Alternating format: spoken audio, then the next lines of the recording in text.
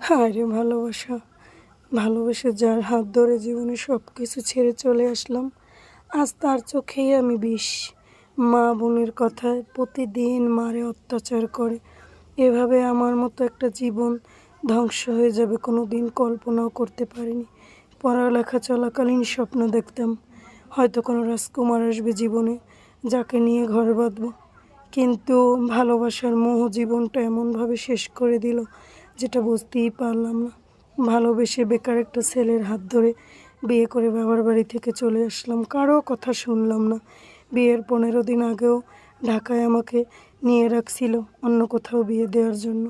কিন্তু কী আর হবে, ওই যে মনের মধ্যে ভালোবাসার জন্ম নিয়েছিল তখন। তারপর আমি ওর কথা ভাবতে ভাবতেই ওর হাত ধরে চলে আসলাম। আজ সেই ভালোবাসার কোনো মূল্য নেই।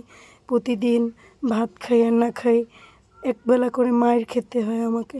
এভাবেই দুটো সন্তানও হয়ে গেল পৃথিবীতে আমার।